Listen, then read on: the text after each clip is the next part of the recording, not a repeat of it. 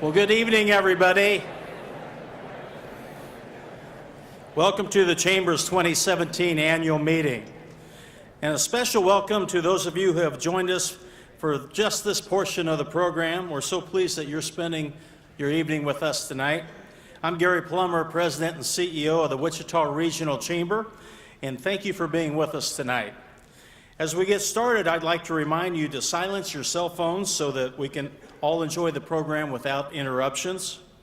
I also want to begin by thanking the area sports teams that loaned us their mascots for the earlier part of the program. That really helped create a pep rally atmosphere for this evening's event. Thank you to Friends University, the Wichita Thunder, the Wichita Wingnuts, Newman University, Wichita State University. Thank you all.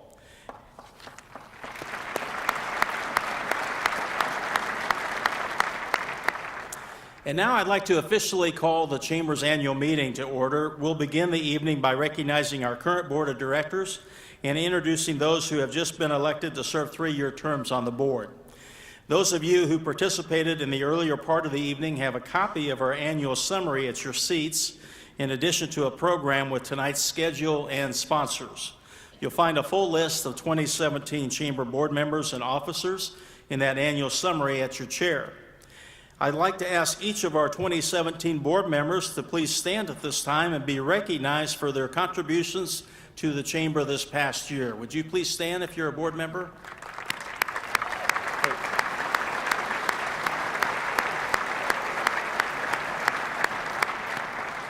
A great turnout tonight. We appreciate that. Of our current board, we have 10 members who are completing their terms with us. You'll see their names listed on the screen. We want to thank them for their time and their efforts. Let's give them a hand.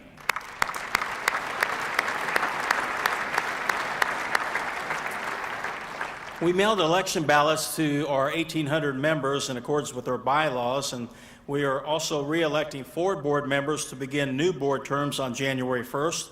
Please see their names on the screen. And we are also electing 5 new board members who will begin their terms next year. Their names are also listed on the screen. Please join me in thanking and recognizing these individuals who are joining our board.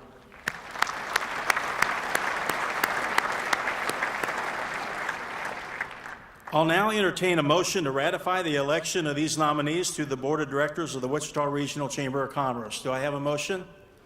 Oh, I'm sorry, Mr. Mayor, you don't get a vote, and I apologize. Does anyone else want to make a motion? So moved. Anybody want to second that? All in favor, say aye.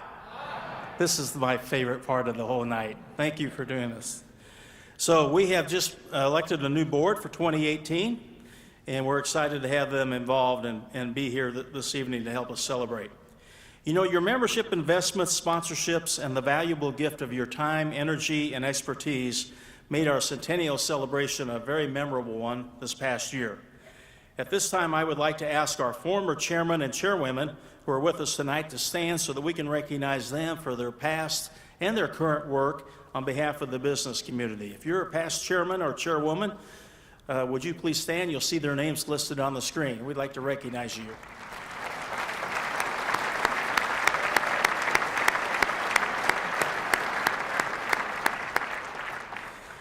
Since 1917, your chamber has been driving economic growth and community advancement in the region.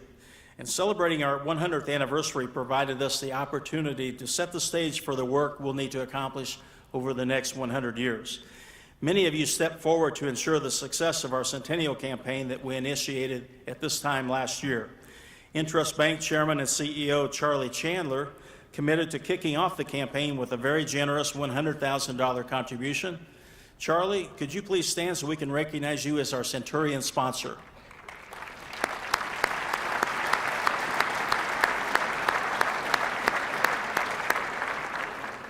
In addition to Intrust Bank, the other major supporters of the Centennial campaign were Cox, GLMV Architecture, Hutton Construction, Koch Industries, Spirit Aerosystems, and Westar Energy.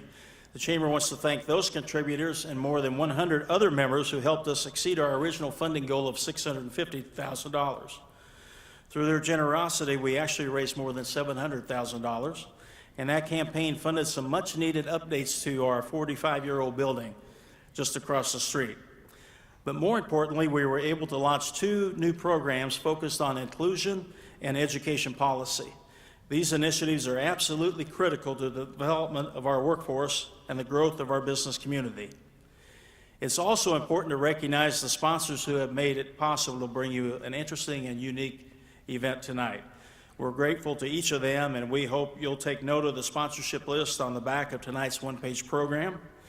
You may have also noticed their company names scrolling across the jumbo screens during our reception and as you entered the room this evening. A particular note are our presenting Premier and Platinum sponsors. Interest Bank is our presenting sponsor. Our Premier sponsors are Cox Business, Spirit Aerosystems, and Westar Energy. And our Platinum sponsors are Bank of America Merrill Lynch, Black Hills Energy, Cargill Protein Group, Grant Thornton, High Touch Technologies, House of Schwann, Hyatt Regency Wichita, In the Bag Cleaners, Ameritrust Credit Union, and RCB Bank. Please join me in thanking those sponsors this evening.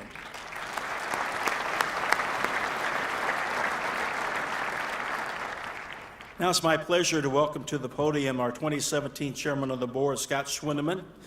Scott's had a very busy year as chairman during our centennial and in his role as CEO and president of Lubrication Engineers. This year he's been focusing on some exciting new international projects that were good for lubrication engineers and also great for our region. They're bringing new jobs, and that's an exciting thing to be a part of. Please help me by thanking Scott for his leadership and dedication to our community and to this organization.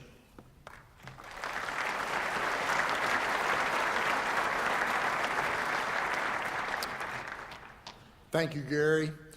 It's been a very special honor to lead the Chamber this year in its centennial celebration. I first of all want to thank my fellow board members, the Chamber staff, and our many partners who contributed so much time, creativity, and energy to the unique events and initiatives that mark this celebration this year. I would also like to thank my staff at Lubrication Engineers for supporting me this year so that I could attend many of the Chamber events. And finally, thank you to my lovely wife, Janet, for allowing me to take on this wonderful opportunity for our beloved community of Wichita and the region. Very few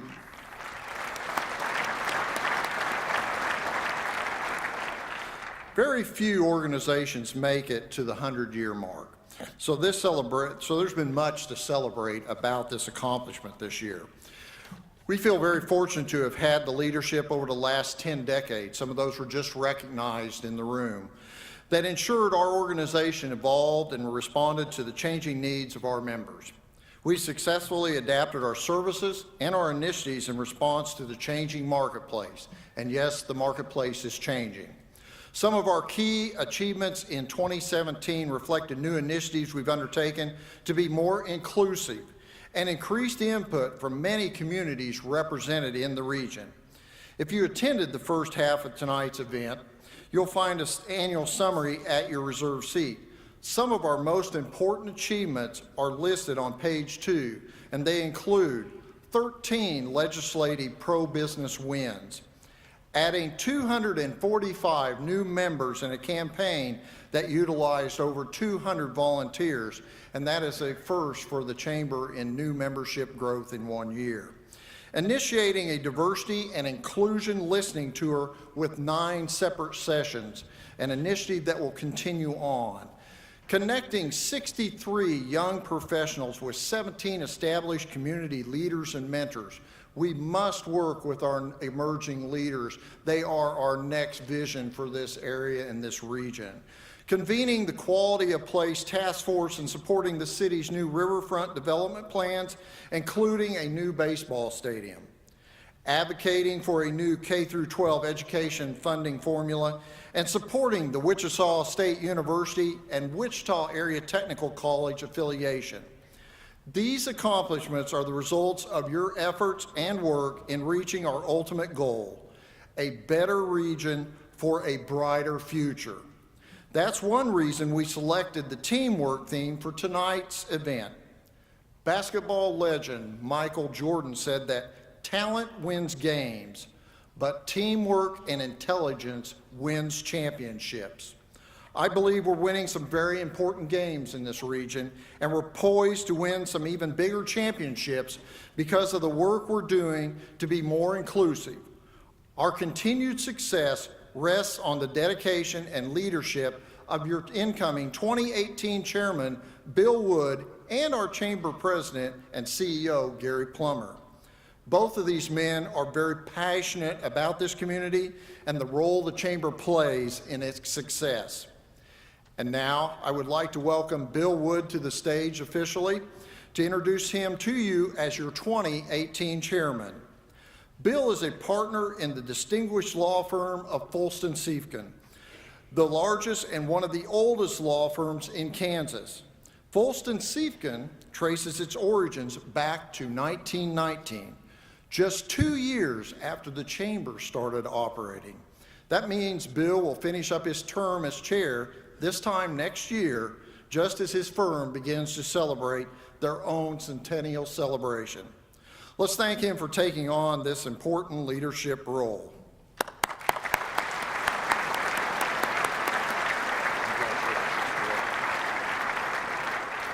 let you take it from there. Well, thank you, Scott, and thanks to all of you tonight. I'm very honored to be your 2018 Chamber Chairman, and I'm looking forward to working closely with our board, our staff, and the members of the organization. Scott has done an incredible job as Chamber Chairman this year, and it's my honor to present him with a token of our appreciation for his devotion to our organization. So Scott, I'd like to present you with this plaque commemorating your chairmanship in 2017.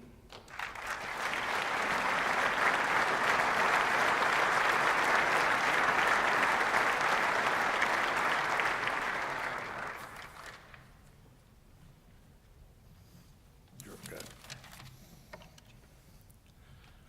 Well, you can't get rid of me yet, because I'm still around and we'll continue the program. Thank you, Bill. It's been a remarkable and really a very memorable year for me. There's been so many fantastic things that have happened for me this year. Gary alluded to some of our stuff that we're doing with our business, but just the relationships that are gained through the membership of the Chamber and the people you get to meet, the trips, the different people across the world that you come encounter with. It's just been an extremely memorable year, and I was honored to be the chairman for the 100th anniversary of the Chamber. The 2017 achievements I shared with you earlier have been possible because of the vision of Team Wichita. The area leaders who understand that achieving our mission requires engagement, initiative, accountability, and truly working together. We value all of these leaders, and tonight we want to especially thank our city and our county officials for their commitment to work together for the betterment of our region. Our thanks to Wichita Mayor Jeff Longwell, the members of our city council, and to our city manager, Bob Layton. And our thanks to Sedgwick County Commissioners and Chairman Dave Unruh, as well as our county manager, Michael Scholes. As you know, this is an election night. I hope that each of you had an opportunity to exercise your right to vote today. Local elections help define and shape our region's future. This was an exceptionally important election because we are electing the members of our school board along with our city council. And the Chamber's Government Relations Committee offered unique opportunities for Chamber members this year to interact with the candidates during an election and also elected officials throughout the year. And to me, that is one of the most important things that the Chamber does, is that interaction between private business and the public sector. I urge you to continue to take advantage of these opportunities to become more educated about candidates during an election year and to interact with them during special Chamber events. Input, I can tell you, from the business community is invaluable to those who are in elected positions. Could the representatives of the city and county, as well as all other elected officials who are here, please stand and be recognized.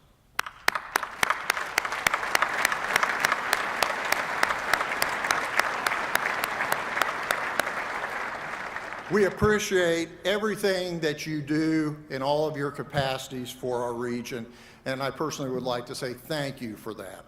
And now I'd like to invite Wichita Mayor Jeff Longwell to the stage for a few remarks about the economic impact of teamwork in the region. Mayor.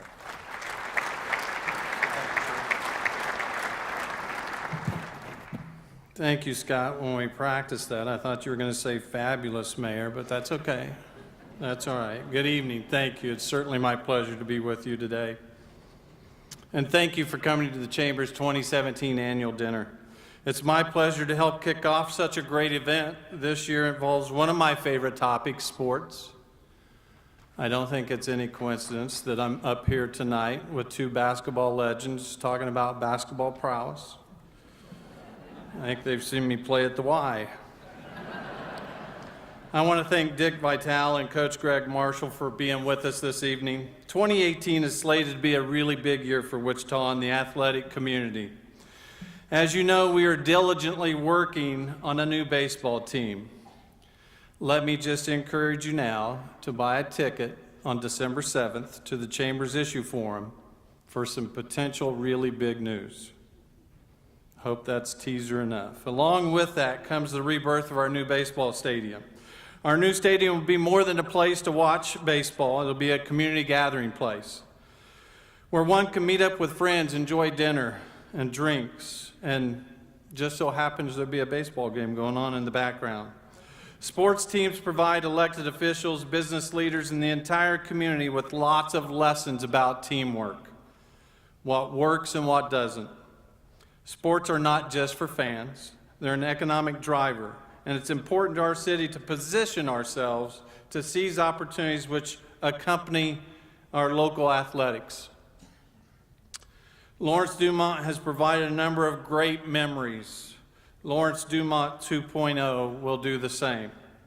I'm excited to move forward in the process and update the community as we make more progress.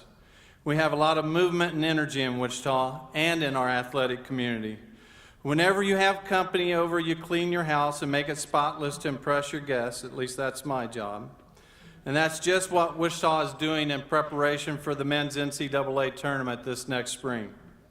We look forward to welcoming the NCAAs to downtown Wichita in 2018. Some of you may have noticed that there's been just some minor street repairs going on downtown. May have even interfered with your commutes to work. But we know that the preparation is important, and we appreciate your patience. Growth can be painful. Hosting the NCAAs is definitely growth for our city, and we're ready to put our best face forward. Just in this past year, downtown Wichita has grown to include beautiful planted pots along Douglas, revitalized street corners, Zagster shared bikes, improved streets, a new hotel, and many more upgrades. We have more murals, more art projects, and we're going to be ready for the tournament. As the nation's eye turns to Wichita, we're going to show them who we are and why Charles Koch on this very stage just a few years ago at this annual meeting told the world he chooses Wichita over anywhere else. I can tell you from my own experience that it requires teamwork to make things happen on the City Council.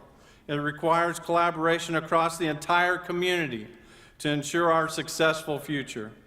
So we're looking forward to hearing from tonight's speakers and the teamwork lessons they embrace and instill in others. And we believe it's very appropriate to celebrate the teamwork that is providing Wichita with so many wins. Our past, our future are filled with wins, and being very modest Midwesterners, we don't always enthusiastically celebrate those wins the way we should. So Visit Wichita has put together a very short video to remind us of some of our past victories and to celebrate our current and future wins. So please turn your attention to the screen and join me in watching this short video.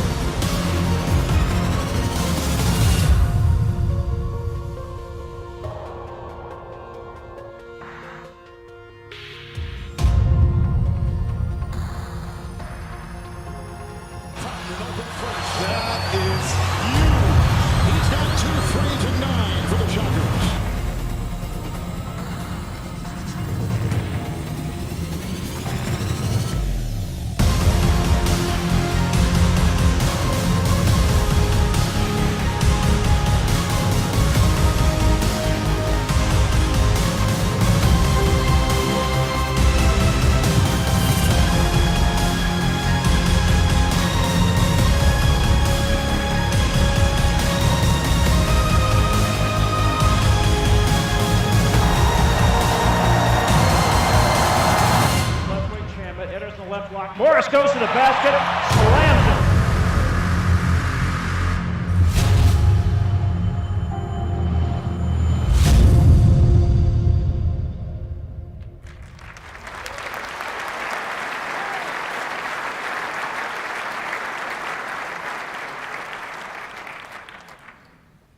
Thank you, Mayor, for those inspiring words. And yes, as you mentioned in your speech there, you know, we're supposed to be modest and humble, but you've done a great job for us.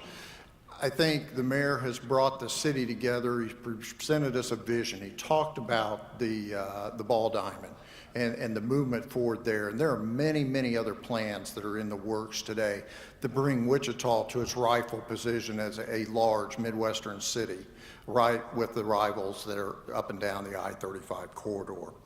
Also, thanks again to Susie Santo, Cynthia Wentworth, and everybody at Visit Wichita. Was that a good video or what? That really shows what Wichita has.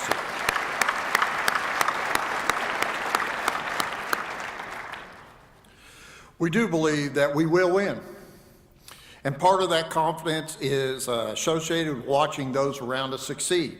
One of the most remarkable and inspiring success stories in the region has been the national achievements of the men's basketball program at Wichita State. And I would personally say I think that's what launched us to move us forward. Led by Coach Gregg Marshall, their success has renewed our energy and our faith that we can build an impressive future if we work hard enough to achieve it. And it will be hard work. The Shocker success story is attributed to many things: passionate and dedicated leadership, ultra-talented players who are even better people and role models. And if you ever question that, listen to the interviews of a Shocker player like last night after a game, and you'll understand that. Selflessness, the willingness to work much harder than any of their competitors, practicing for perfection and respect. The list goes on, and we can apply all those lessons to our lives, our companies, and the other organizations that we cherish in this area. ESPN's Basketball Power Index has predicted that your Wichita State Shockers are favored to win the next national title. So, Greg, there's no pressure.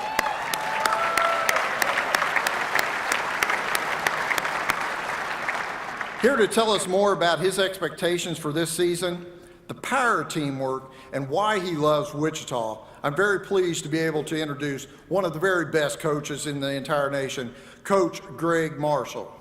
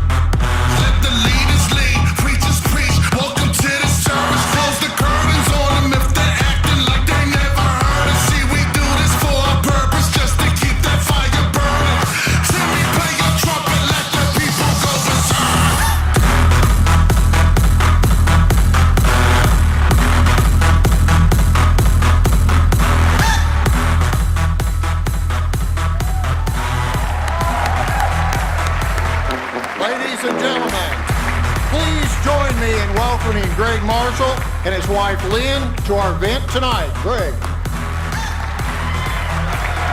There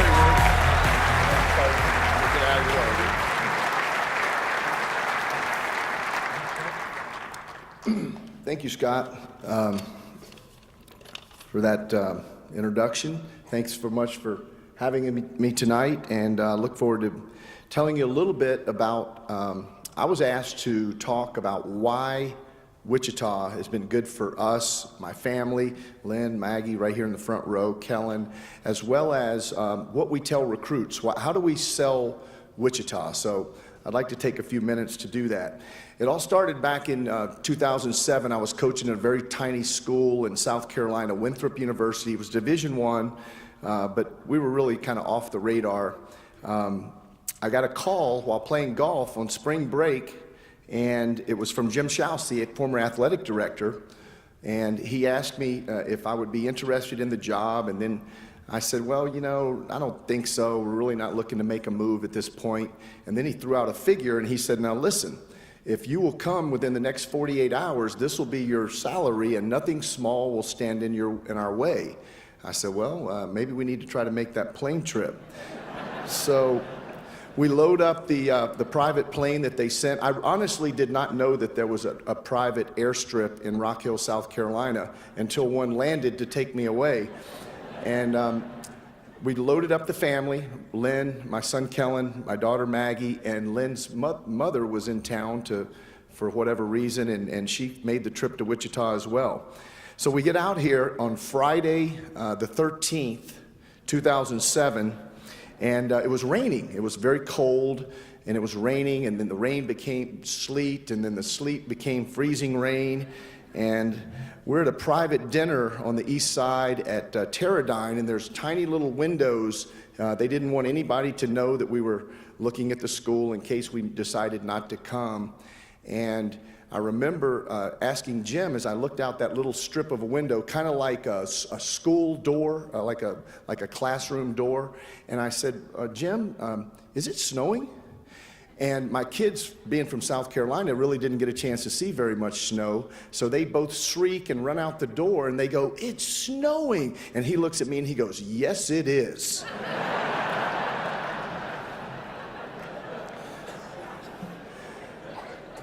So the people were just so nice on our trip. I just remember the president and the first lady of Wichita State, Don and Shirley Beggs. You can't be any nicer than those folks, and Jim, and everyone that we met were just incredibly, incredibly nice. And we were obviously aware of the great tradition and the knowledgeable fans and the great facilities. Coke Arena had been renovated just 2 years prior.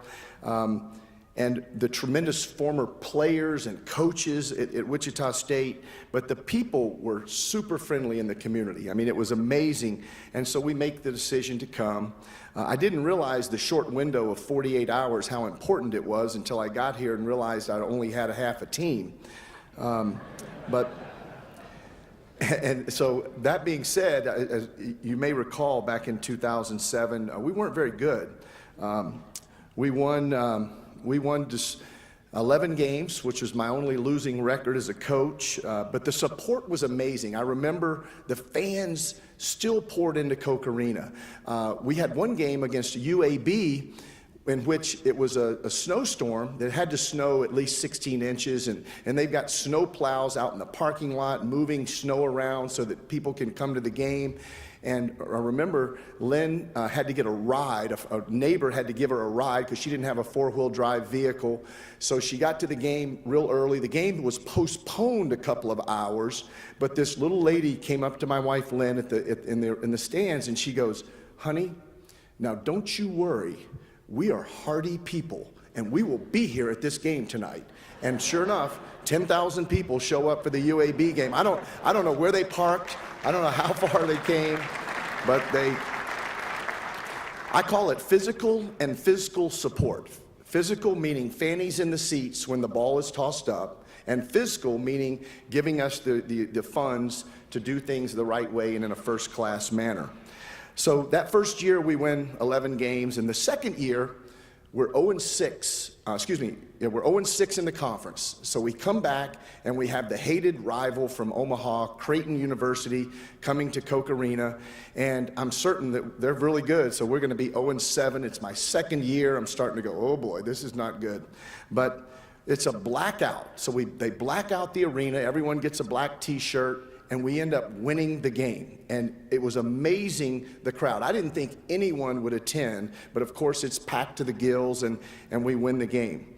So I asked Dr. Beggs afterwards, I said, now listen, we just won our first conference game. We won 11 games last year. We lost in the play-in round of the Missouri Valley Conference tournament. This year, we're off to a little slow start. Let's say we don't win, but maybe 16 games and we lose in the quarterfinals in our second year. I said, will you still love me?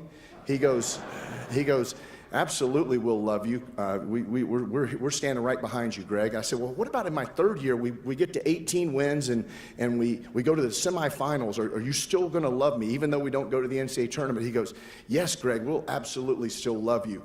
I said, well, what about in my fourth year? You know, I've got a 7-year contract. We're getting more than halfway through the contract. In my fourth year, we backslide. We only win 10. We again play in the play-in game, and we lose in St. Louis. Dr. Beggs, are you still going to love me? He goes, absolutely. Shirley and I will still love you guys very much, but we'll also miss you.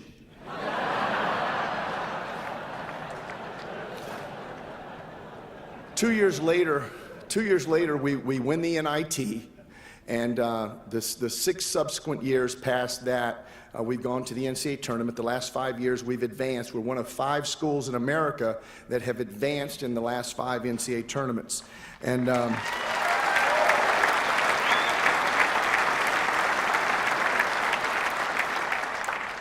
but I still go back to that Creighton game in 2008, 2009.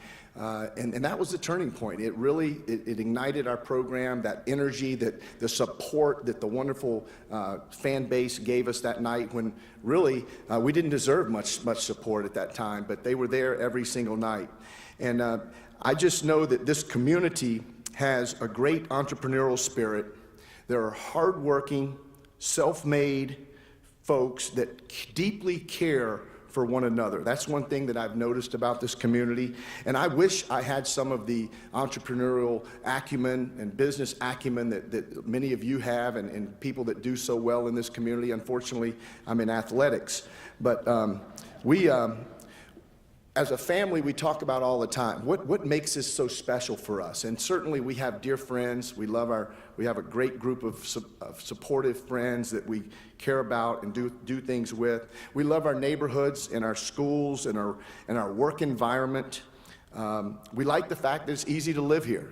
There's very little traffic, despite the 5 o'clock rush hour traffic on Kellogg. We can get to both coasts in about 3 hours. Lynn's parents live on the West Coast, mine live on the East Coast.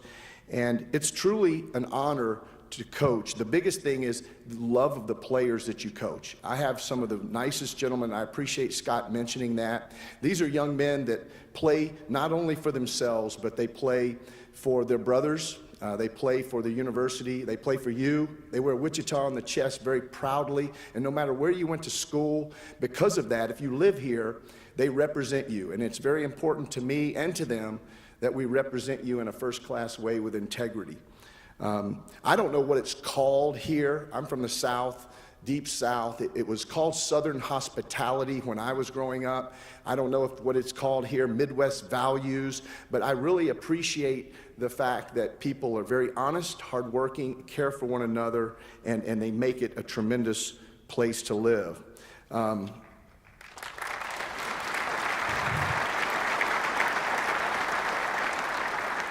There have certainly been lots of changes in the basketball landscape in the last 10 years. I'm starting my 11th season.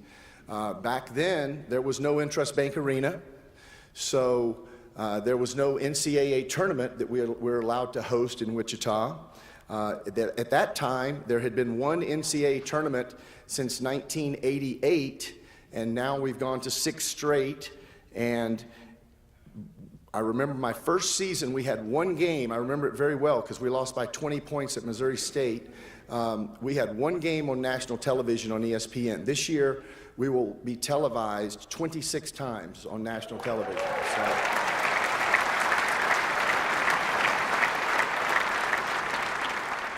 And we have a huge challenge. Not only is our non-conference schedule one of the best in the country, I believe, but going into a new league, the American Athletic Conference, these are major league cities. I call them major league cities, places like New Orleans, Cincinnati, Memphis, Tampa, St. Pete, Orlando, Dallas, Houston, and on and on. And now Wichita is going to be compared with those cities, and I think that's all a positive.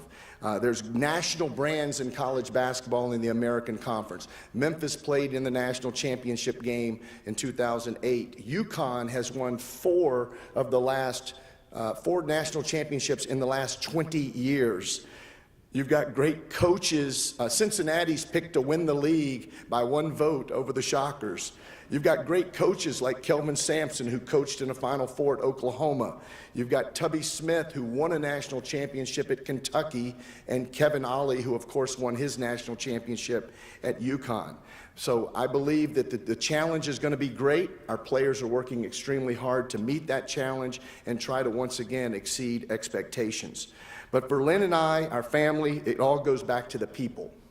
And I'm sure that many of you probably have been to our games, supporters. I can't see you. You can see me. I can't really see because of the lights. I know there's many friends out there and acquaintances and people that support the Shockers, whether you went to school there or not. So in ending, I would like to say thank you very much for helping make this a wonderful place to live.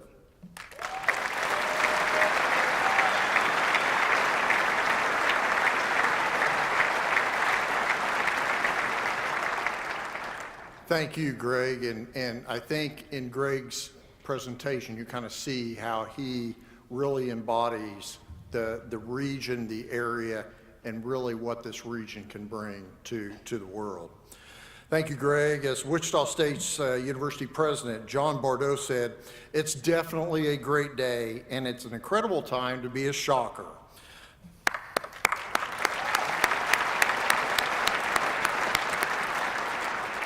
Our next speaker is well acquainted with Coach Marshall and his successful Shockers. In fact, he included a photo and some remarks about Coach Marshall and Wichita State University in his book titled, "It's Awesome, Baby." Dick Vitale will tell you that he's enjoyed an awesome life because of his love for basketball. Whether he's coaching the game or calling it, he's always been immersed in round ball.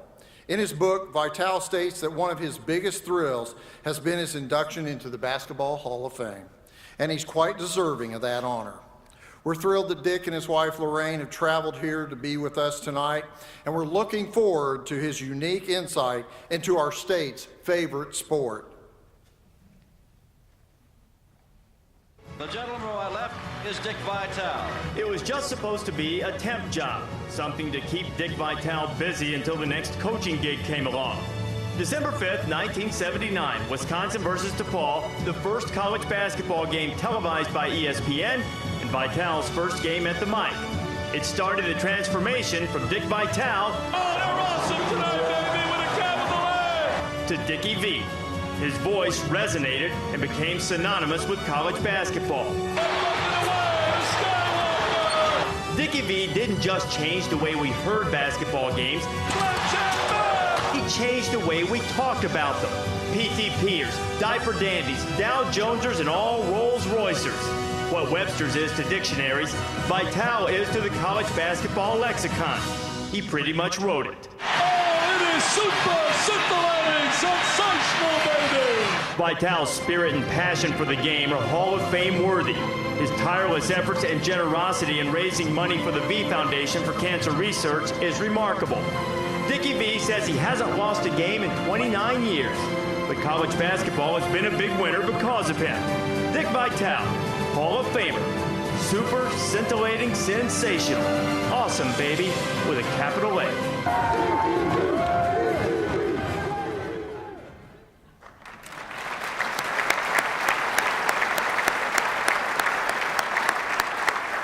Ladies and gentlemen, please help me welcome legendary Dickie V.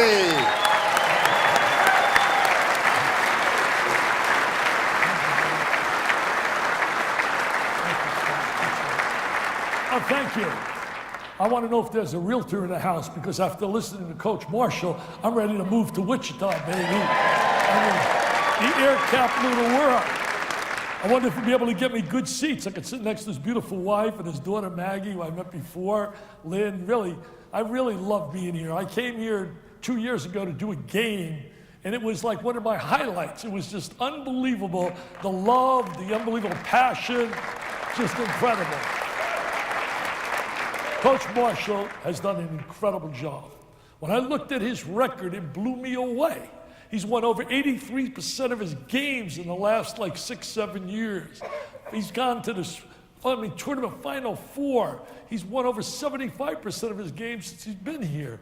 The guy is a winner, and if you listen to him here speaking, you can understand why players respond.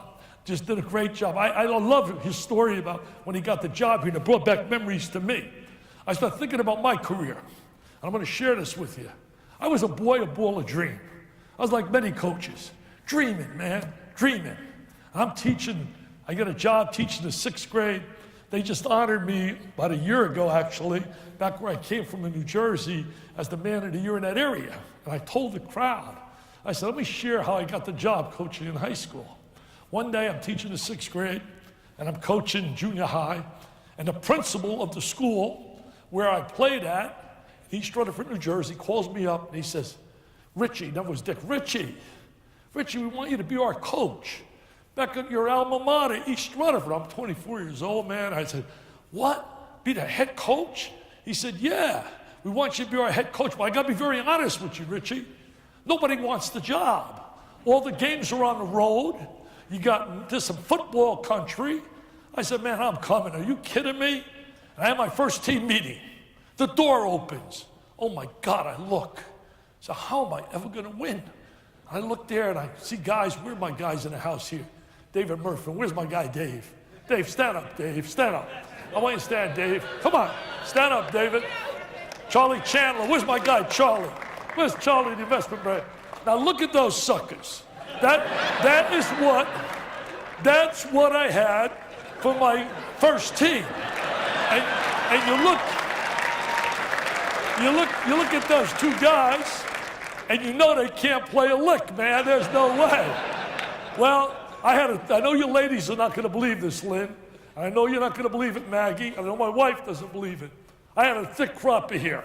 I had that hair. And then when I had my first team meeting, my hair began to fall out, one by one. How am I going to win with these suckers? So I got my first meeting. I tell them, look, we're going to win now. And when you ever seen grass grow, that's what it was like to watch us play. We were so boring. One pass here, one pass there, and we wear teams down. And then all of a sudden, one day, I'm teaching the 6th grade, and my players used to come to visit me, those 12, 13-year-old kids. Their eyes would get like this. Oh, man, our coach is our teacher. And they'd come in, and one day a kid comes in, and he says, Coach, you're not going to believe it. There's a 7-footer enrolling in high school. I said, a what? He says, 7-footer. Well, I don't know about Wichita, but back in New Jersey, there's a rule. Thou shalt never, ever leave thy classroom vacant. I said, screw that rule. I ran out of the elementary school. I ran to the high school, and I looked at this kid. I said, son, what is your name? He said, Leslie. I said, how big are you? He said, I don't know. I said, I don't care. Take me to the promised land. Make me coach of the year. Make me a genius. I want you to be a coach for a moment. I know you all like to coach Gregg's team, I'm sure. Here we are, Atlantic City, 14,000 people. We're down one state championship. I was blessed to have kids, man. They play with great pride, with passion, just like the Shockers play. They played as a team, T for togetherness, E for effort, A for attitude, M for mental toughness. There's a loose ball, we got on a loose ball. We blocked out, we did all the little things, made the extra pass, or a high percentage shot. But here we are now, we're down one.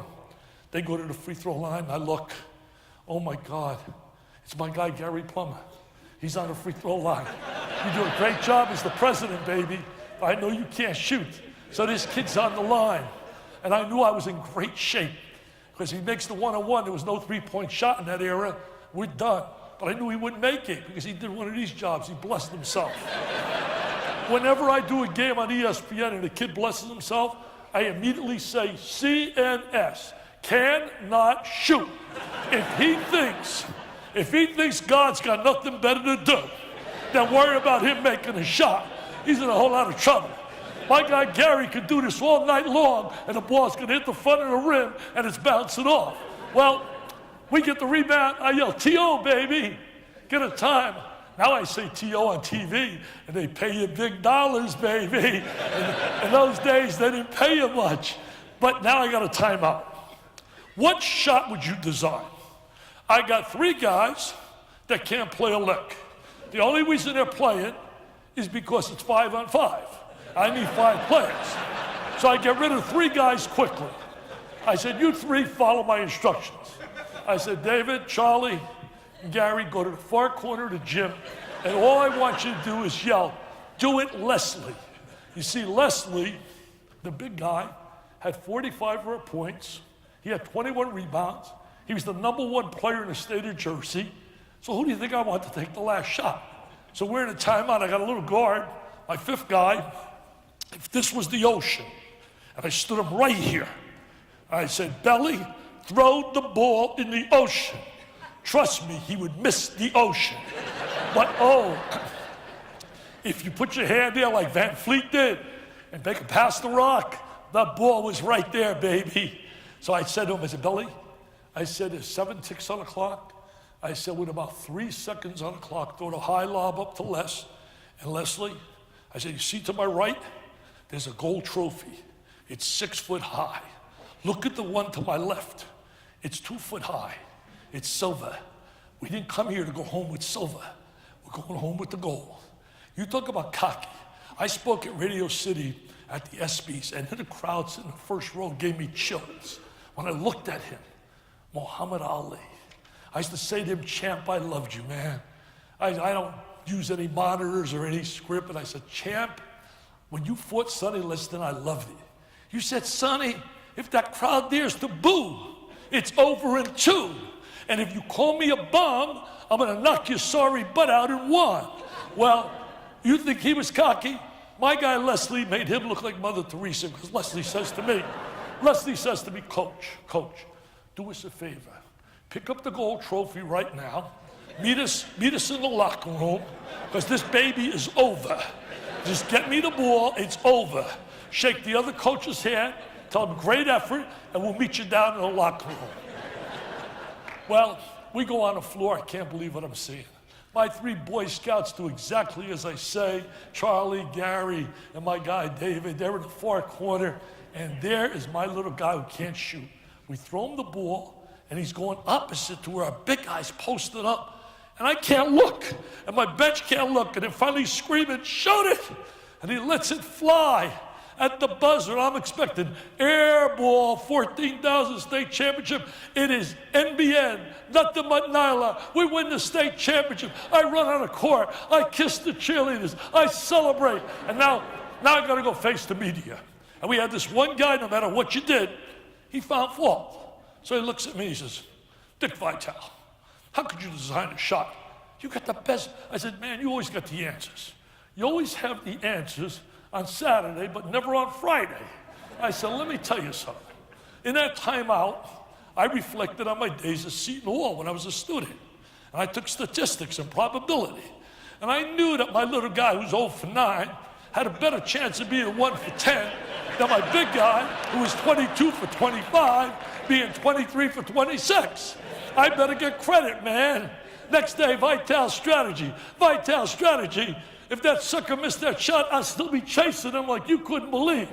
Well, you got to be lucky. I often say in life, harder I work, the luckier I get. Luck is when preparation meets opportunity. A genius is only 1% inspiration, 99% perspiration. I grew up in a great home.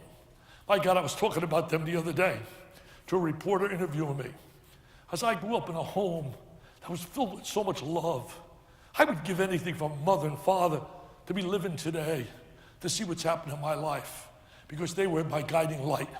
My mother, God bless her, she was unbelievable. She taught me 2 things I would hear every day of my life. Richie, don't ever believe in can't. Don't allow can't to be part of your life. I lost my eye as a kid, and I thought it was the end of the world.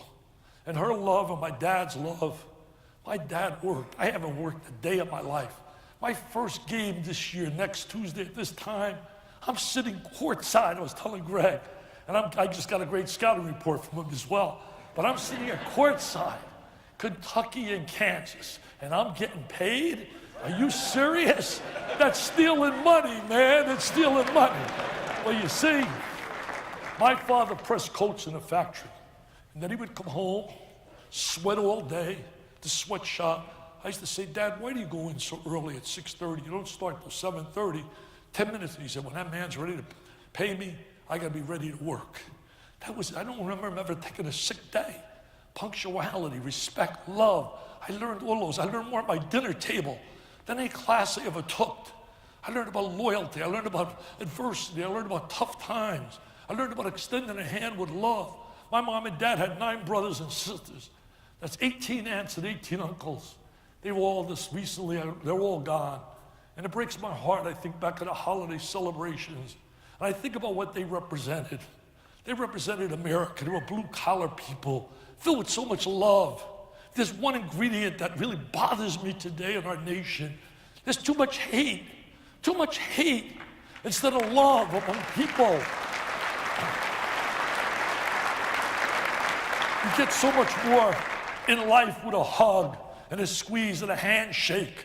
And I love you and I thank you. Instead of this violence, go to a church, go to a concert, go to a movie, go to any kind of event today, your life in jeopardy. It breaks your heart.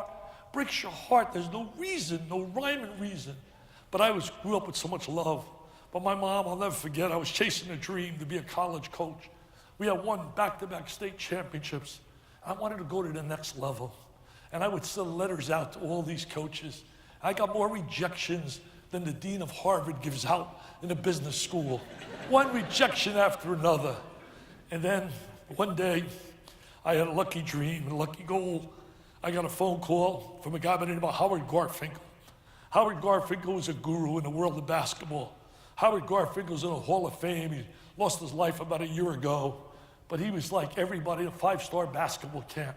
And he heard me speak somewhere, and he said to me, Dick, you belong in college. I said, that's nice of you to say that, Mr. Garfinkel, but I can't even get in the door anywhere. I'm gonna get you a job. I promise you, I'm gonna get you a job.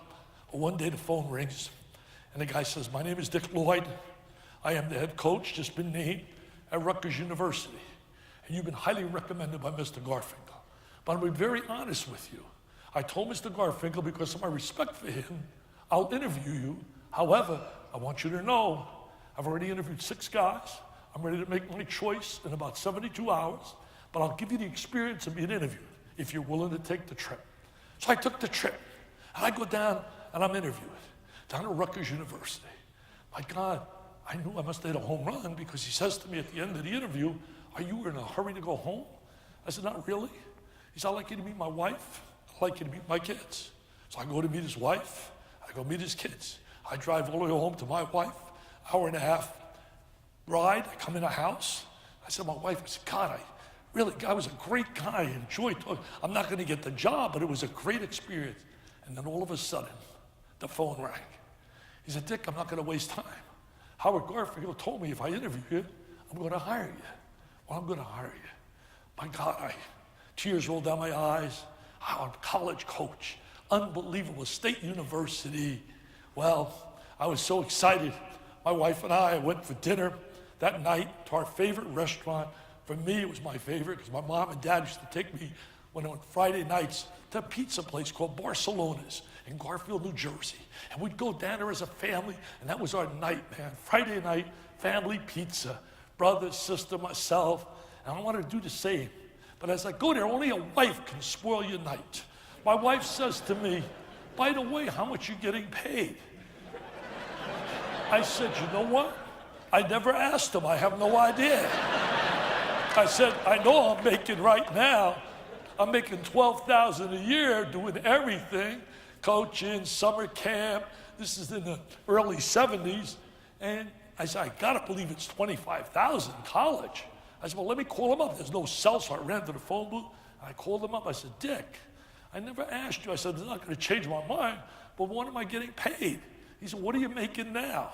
I said, well, Right now, I'm making about $12,000 a year. He said, that's fantastic. You're only going to take a cut of $1,000, man. So I became an assistant coach. And I believed in going after the best. And I went after the #1 high school player in the country. His name was Phil Sellers. You look it up in 1976, named the Final Four. There was a shy, introverted coach from Bloomington, Indiana, Robert Montgomery Knight. There was UCLA. There was Michigan. And there was Rutgers. Because I never believed in camp. When I was chasing my dream, my mother one day called me to sit down on the couch because I came home depressed. I said, Mom, all my buddies are telling me I'm wasting my time. I don't know anybody. I never was a great player. There's no chance of me being a college coach. I said, I love the elementary school. I love teaching. I love the fact of coaching in high school, but I want that next challenge. If you're a competitor, you always want that next challenge. And I said, I'm not going to get it. And she stopped me. And that's what I heard about. Never, ever, ever believe in camp, Richie. Don't make it part of your life. And then I would hear at my dinner table, maybe 15 times a day, Richie, be good to people, and people will be good to you. You look at me. I got a body by Linguini. I can't run. I can't jump. I can't shoot. And I'm in 13 Hall of Fames. 13, because all my life,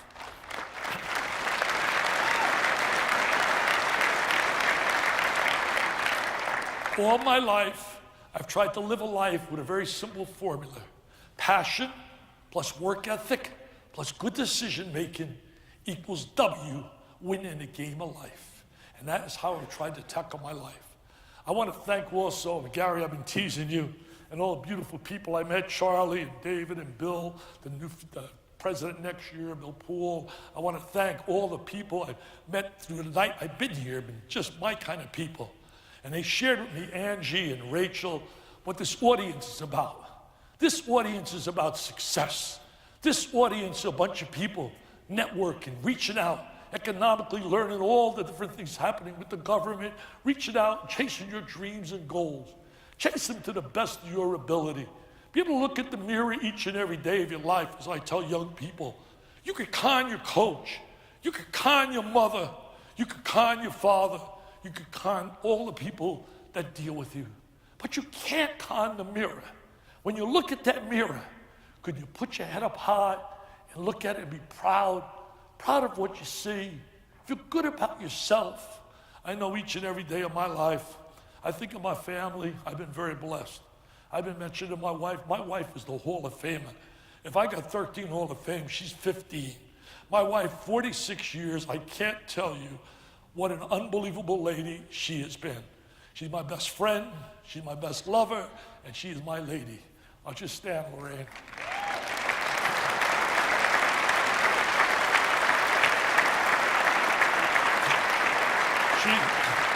She gave me the greatest gift of all, 2 beautiful daughters who I'm so lucky, intellectually and physically, to look like their mother and not their father.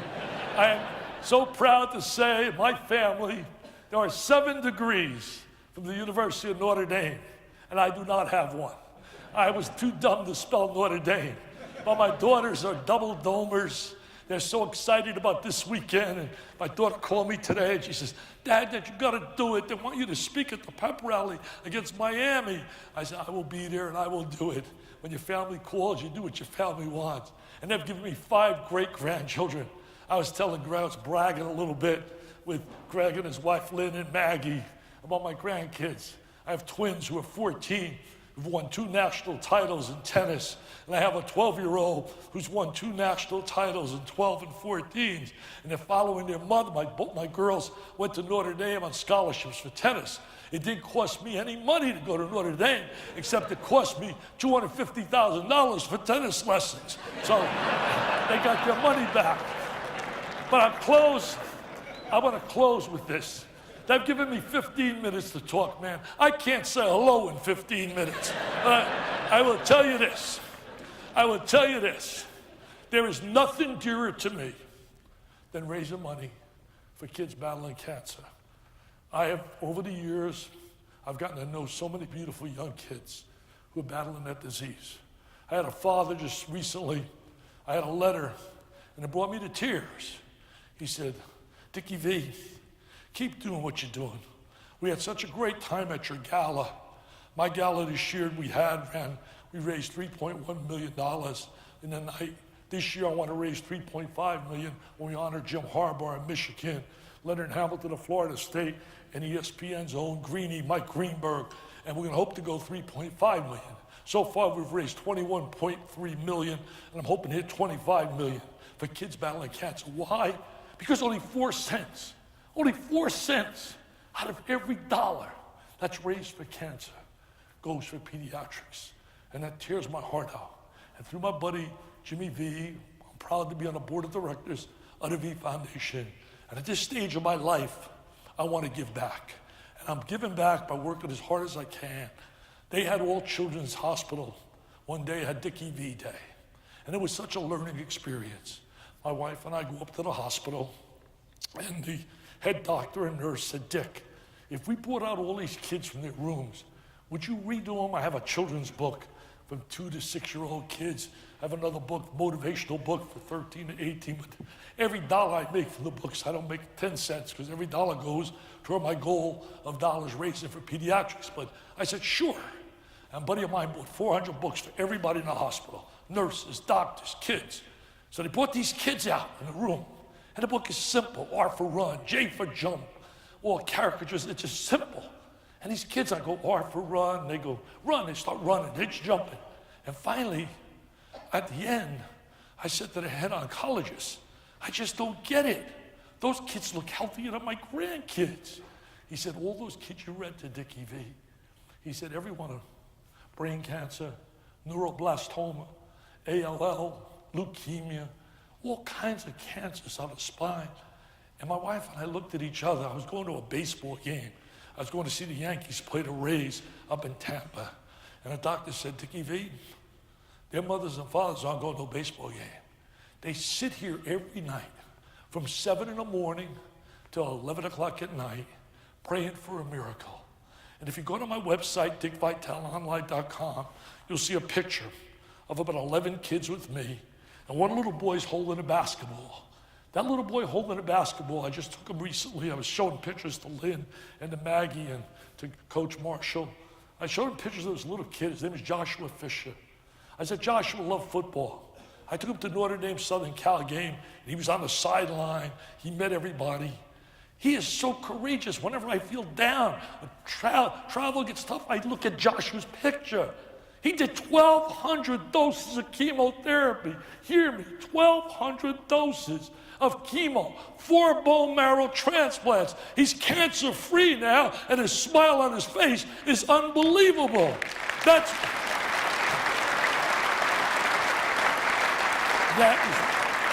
is what I call courage.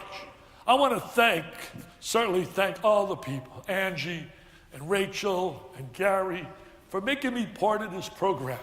It's a night I will remember because I have great respect for the man I sat back there with, certainly in Coach Marshall. What he's achieved here, you're very lucky, very special.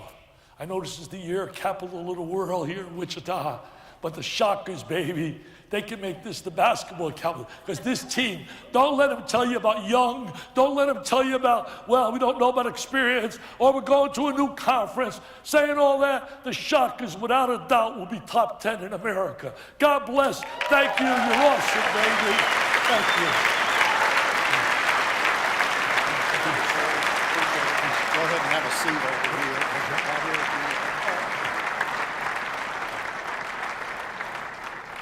Thank you, Dick. You know, I've been to a lot of conferences, and I've seen a lot of business speakers and motivational speakers, but I can tell you, for business owners, you hit it all tonight. And, you know, that's what we need. We need to hear the good word and your passion for the effort to defeat cancer. So, thank you, Dick.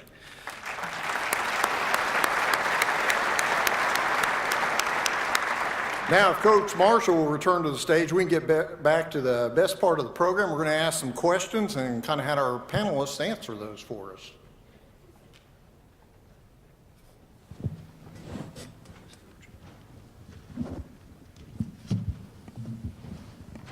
Okay, tonight, I get to quiz you two guys down. Uh-oh. And this is going to be great. You talk about those kids, it's kind of one of the things I've dreamed of, is getting ready to talk to Dickie V and talk to Coach Marshall and kind of ask some of the questions. So we had some people that said, hey, we want to know these answers. And Gregg, you're okay. I'm going to ask Dick the first question, so we might not have to talk much more. But we'll see here. We'll see here. Dick, college basketball, it's become something of a national obsession. And it seems like the whole country's on hold around March Madness. And I personally would say that I believe that happened when ESPN and you started there.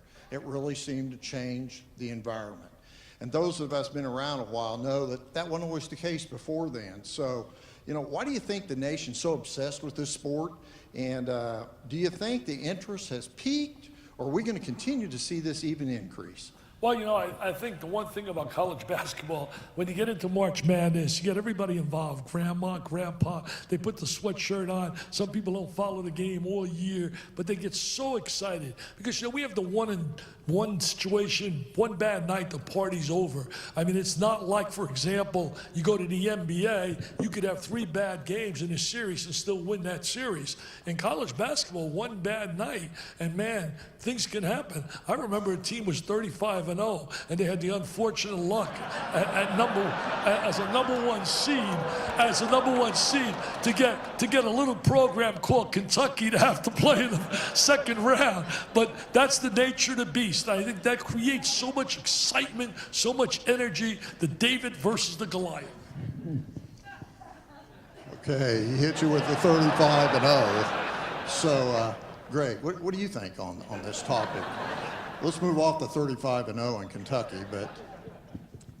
I think, first of all, March Madness with the 68 teams and the upsets that happen every year, it is the David and Goliath, and that's, unfortunately, I feel like the selection committee's moving towards allowing the Daytons and the Gonzagas and the Wichita States, and back in the day it was the College of Charleston, Cleveland State, to get in the tournament. There's less and less slots, and I don't understand that because I think that's some of the allure and the charm. You've got the little team that's beating up on the big teams, but ultimately it's it boils down to the teams that are playing the best at the end. Everybody except coaches and players are allowed to fill out a bracket, and we can't do that with NCAA, which is fine. I had to stop doing that in high school when I became a college player, but my son does one, and other people do one. It's just, I think it adds to the excitement. Everybody's got their bracket, they've got their alma mater, their local team, and they've got that little underdog that's trying to throw a monkey wrench into the whole tournament. Okay, thanks, Gregg. I'm going to throw this one back to you, and then we're going to let Dick answer this one. This would be a pretty easy one for you. You've been a great coach at many, many universities. Give us, what was your favorite coaching moment that really sticks in your mind in your time as a NCAA coach? The honest answer, I could say, well, watching all of our graduates, I mean, we've had 33 seniors here at Wichita State in the last 10 years. 31 of them have graduated, and 29 have become professional basketball players, including 5 in the NBA. But that's their achievement. That's what they did. We were there to lend a hand and make sure they found the study hall and the tutor room and all that, and attended class on a daily basis, but that's their achievement. I think one of the most exciting and happiest times I've ever had as a coach is when I was joined by Lynn and Maggie and Kellen and Shocker Nation and the band and the cheerleaders after we upset the #1 seed in 2013, the Gonzaga Bulldogs, by scoring, I think we scored 23 points in 9 possessions without a technical foul shot. And in order to do that, that's what it took. It took all of that, and we were able to upset those guys. And then on national television, we danced, we sang, "You Don't Want to Go to War with the Shockers," right in front of our student section, our fans that had traveled out there to Salt Lake City, and it was just a euphoric moment. Well, Gregg, Wichita was watching that here at home, and we were dancing right with you on that one. wait a minute, Scott. You've done a oh. great job, Scott, but he forgot to tell you one other thing. There was an Stories are announcer coming that was getting ripped because he came on TV and he said Gonzaga is going down, that the Shockers will beat them, and his name was Richard J. Vitale, baby. The Shockers.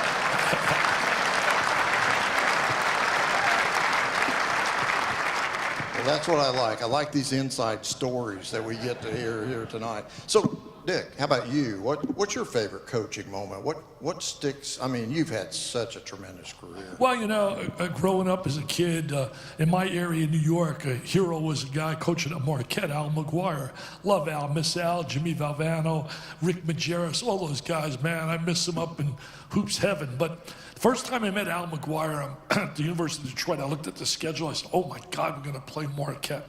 So Marquette comes in, they're like number 2 in the country, Earl Tatum's, and they got a great team, Bo Ellis, all those guys. And we were pretty good. We had upset Michigan, who was number 5 in the country, and Cappy Russell, and we were good.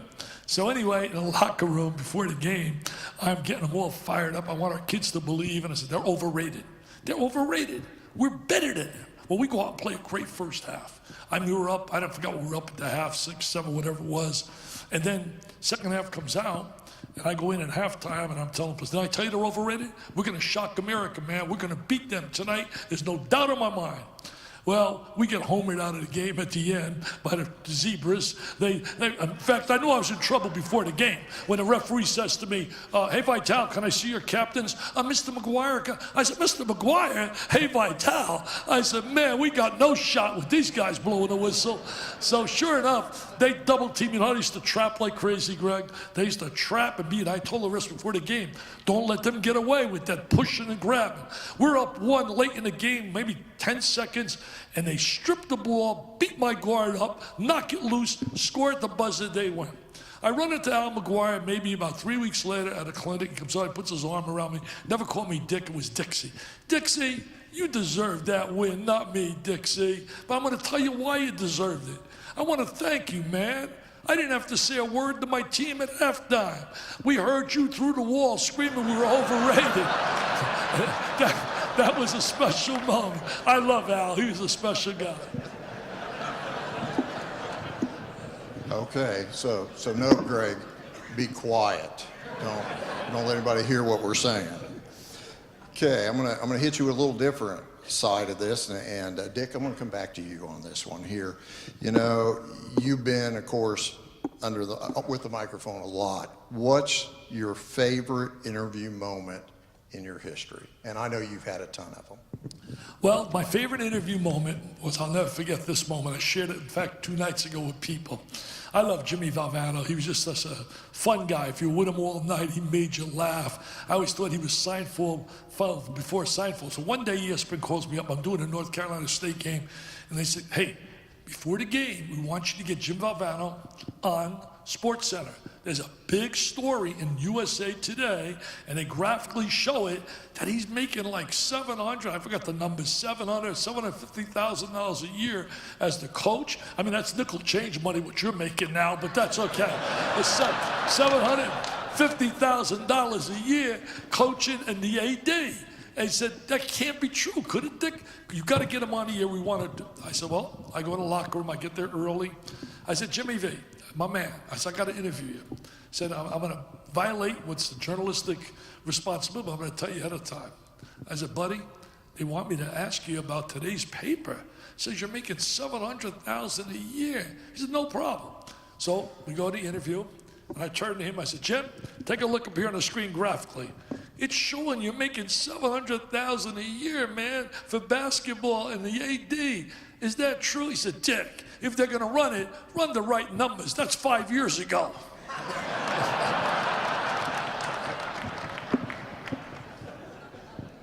Okay, Coach, this one's coming back to you. And being a lifelong Wichita and watching you the whole time here, I've watched some of those moments where I'm feeling your pain. So what do you remember? What's the interview that you just sticks in your head? The interview? When I was interviewed? Yeah, when you were in. I just remember the litany of interviews that we had. They called it the car wash. I flew up to ESPN one day during our undefeated season, and we flew up on a private plane and flew back on a private plane. It was not my idea. ESPN had requested, because we were very polarizing at the time. People were saying, well, they're really good, they deserve a #1 seed, or they really don't play anyone, they don't deserve a #1 seed. And it took that loss to Kentucky to validate our team, unfortunately. But I thought, when I got up there, I thought, okay, I'll do 1 or 2 interviews here on ESPN, but they literally put me through, in about 5 hours, I did 9 interviews. Some were on television, live. Others were television that were taped. I did radio. I did, what do you call that, internet type blogs and whatnot. But it was, they referred to it as the car wash. So they put me through the car wash. For 5 hours, I did 9 interviews, and then they put me on a plane and sent me back home. So it was a full day. So kind of like here, you knew exactly what we were going to ask you tonight, so you were all prepped. Not exactly, no. Okay. Hey, wait, who paid for the plane?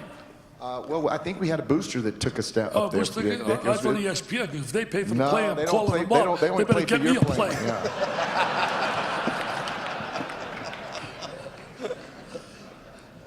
Okay, let's shift off. This question's for both of you. I'll go to Dick first on this one. Tonight's theme's been about teamwork.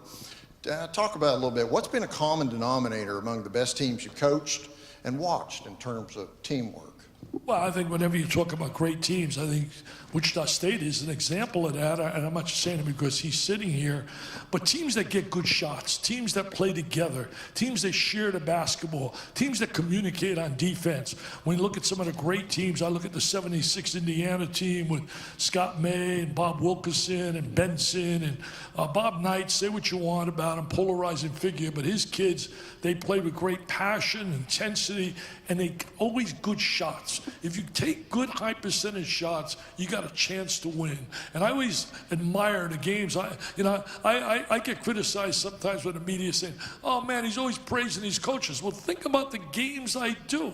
The games I do involve over the years the Bob Knights, the Dean Smiths, the John Thompsons, the Mike Krzyzewskis, Roy Williams. I mean, right down the line, Hall of Fame coaches. What am I going to sit there? I got fired in the NBA, man, and I'm going to sit there and criticize these suckers? It ain't going to happen, I'll tell you that. Because the other thing is, we were talking about this earlier. I think in life, I try to look for what's positive in people. I think a lot of people have a lot of positives, and I try to find out their positives and stress that instead of always looking to bring and knock people down. Okay.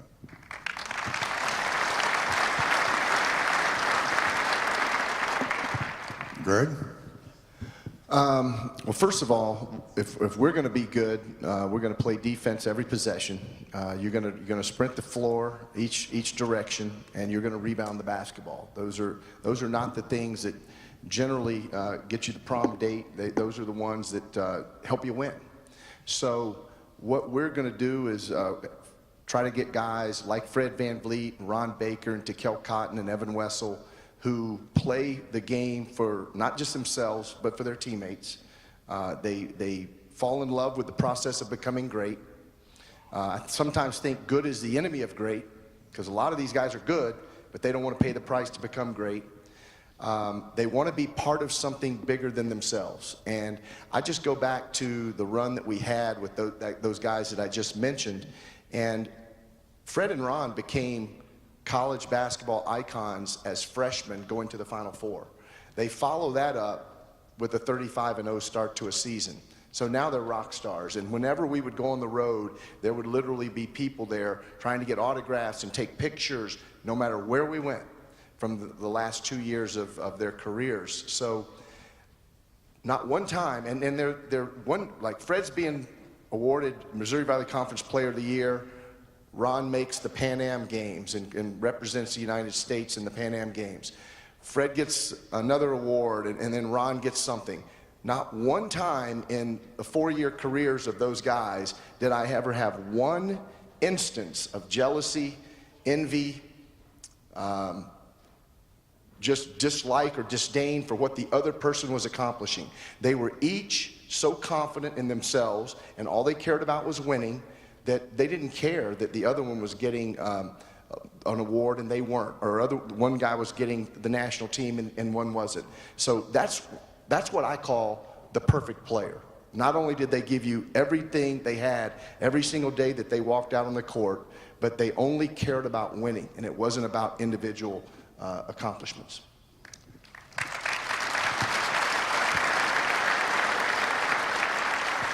You know, I totally agree with you. I remember being out on campus one time. I was actually going to see Dr. Bardot about some other matters. And Ron was walking across, got out of the truck, and he spoke. And we were walking along. He says, you know, where are you going? I said, well, I got to go over to Dr. Bardot. We've got to have a meeting. And he goes, well, good luck. I'm glad I'm not going with you. And so, I mean, that's just the type of people they are. They're just very common, willing to speak to anybody, talk to anybody.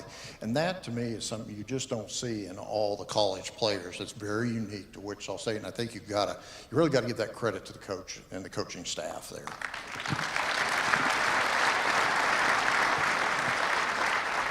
Okay, there's 100 other questions we'd love to ask you, but we're kind of running out of time here tonight. So I'm really going to open this up. And I should have brought a coin up here to flip for you guys, because I was going to ask you, what's the burning question, Greg, you want to ask Dick Vitale? And Dick, what's the question you want to ask Coach? So with that, seniority reigns. Go ahead, Dick.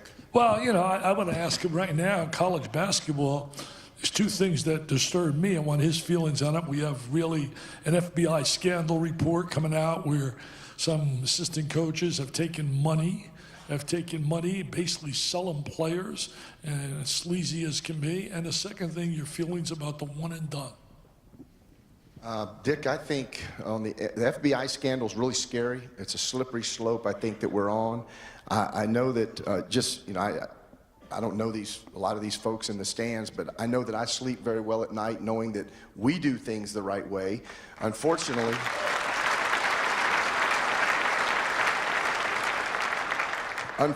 as you know, and my mentor, John Kress, he used to tell me about recruiting the Billy the Whopper Pulse and Dr. J and Kareem Luau Sindor in New York. And back then, there were very few rules. He would take a cake or he would take flowers when he would go see the mom and whatnot.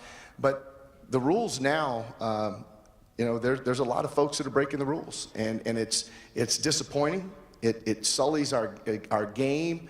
And I just don't understand why I see young coaches that are really bright and they aspire to make it, but they get impatient and they want to cut corners. They don't want to do it the old-fashioned way that, like Wichitans, like rolling up their sleeves and getting busy and having an idea and having some coaching concepts and just outworking people. That's not the way they want to do it. So unfortunately, that's happening in our game, but I will say that there are a lot of good coaches, there are a lot of good men in the business, and just like other businesses, there's bad people in every business.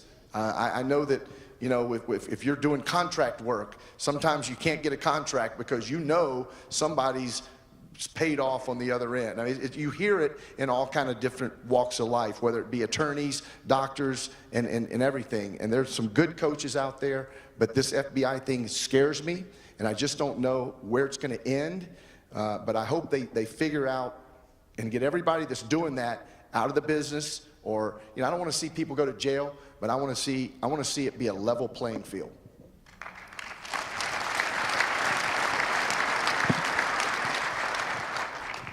Well, I want to thank both of you, and I want to thank you, Greg, there. You mentioned the lawyers and everybody else. At least you didn't get into the lubricant sales guys and stuff. So I was really kind of concerned there for a moment you were coming after me, but that's okay.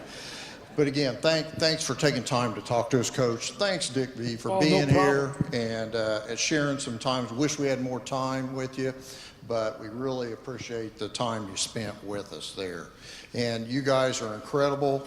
And, you contribute to not to Wichita, but the state of Kansas. I mean, this sport, basketball's from Kansas. And so we appreciate everything you do for us there.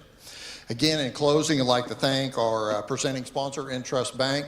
Charlie, that was great. You're on a basketball team now. And I didn't hear anything about oxygen tanks or anything else, so I think you're doing pretty good there.